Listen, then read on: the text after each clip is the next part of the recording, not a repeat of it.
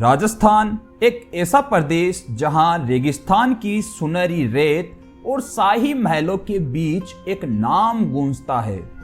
वसुंधरा राजे एक शाही परिवार की बेटी जिसने राजनीति के मैदान में अपनी अलग पहचान बनाई।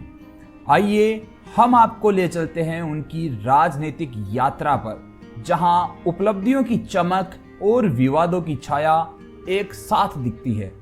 साथियों, वसुंधरा राजे का जन्म 8 मार्च 1953 को मध्य प्रदेश के ग्वालियर में हुआ था। वो ग्वालियर के प्रसिद्ध सिंधिया शाही परिवार से ताल्लुक रखती है।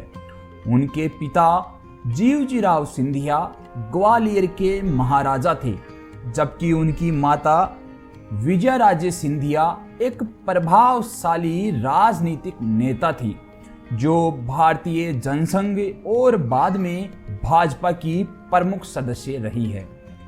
बचपन से ही वसुंधरा को राजनीति का माहौल मिला। उन्होंने अपनी पढ़ाई मुंबई के सोफिया कॉलेज और लंदन स्कूल ऑफ इकोनॉमिक्स से पूरी की। यह शिक्षा उनके राजनीतिक विचारों को आकार देने में मददगार साबित हुई। सन 1854 की बात है।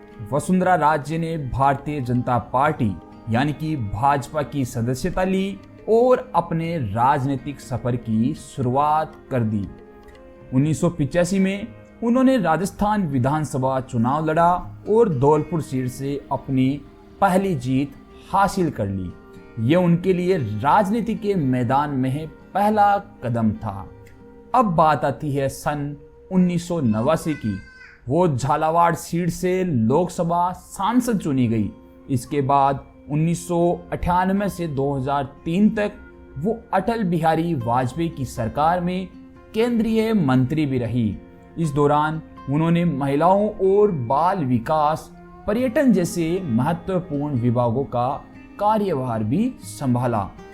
वसुंधरा राजे का असली उभार 2003 में देखने को मिला, जब भाजपा ने उन्हें राजस्थान के मुख्यमंत्री पद पर उम्मीदवार बना दिया। जीत के साथ वो राजस्थान की पहली महिला मुख्यमंत्री बनी। उनका यह कार्यकाल 2008 तक चला। 2013 में वो दोबारा सत्ता में आई और 2018 तक पद पर रही। यानी कि अब तक वसुंधरा राजे 2 बार राजस्थान की मुख्यमंत्री रह चुकी है। उनका यह सफर आसान नहीं था। 2008 में कांग्रेस के हाथों हार और फिर 2013 में शानदार वापसी उनकी राजनीतिक यात्रा में उतार चढ़ाव बराबर बताती है।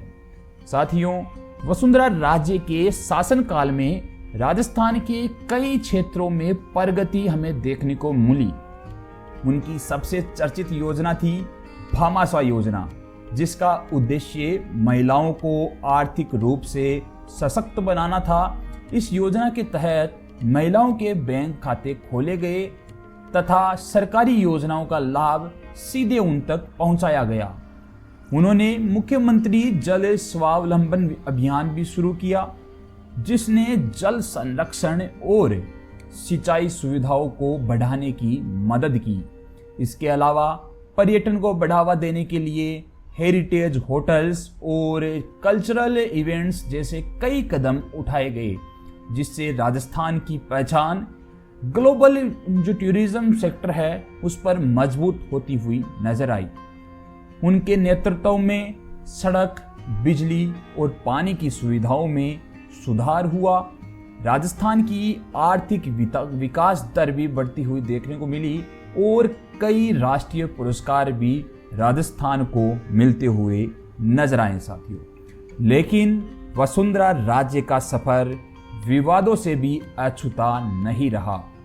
2008 के चुनाव में उनकी पार्टी को हार मिली और उनके नेतृत्व पर भी सवाल उठने लगे। सबसे बड़ा विवाद रहा ललित मोदी केस। साथियों, आपको याद होगा ललित मोदी जो आईपीएल के पूर्व कमिश्नर थे, उन पर कई आरोप थे और वसुंधरा राजे और उनके जो बेटे हैं दुष्यंत सिंह, उनके साथ अनुचित संबंध होने का इल्जाम भी लगता हुआ नजर आया था।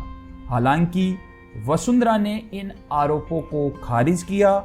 इसके अलावा उन पर भ्रष्टाचार और तानाशाही नेतृत्व के लिए भी कई इल्जाम लगते हुए नजर आए और लगते हुए हमें देखने को मिले।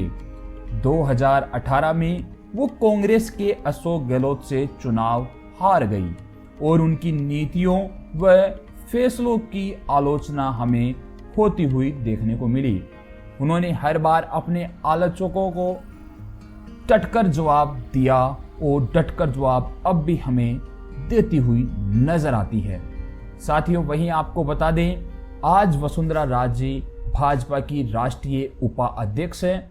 भले ही वो अभी मुख्यमंत्री नहीं है, लेकिन राजस्थान की राजनीति में उनकी जो मौजूदगी है अब भी मजबूत हमें देखने को मिलती है।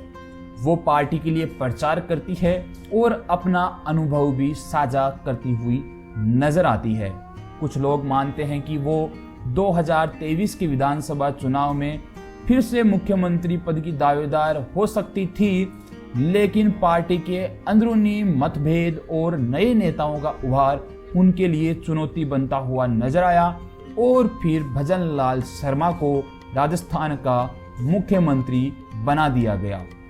वसुंधरा राजे की कहानी एक ऐसी महिला की है जो शाही परिवार से निकलकर राजनीति के मैदान में छा गई।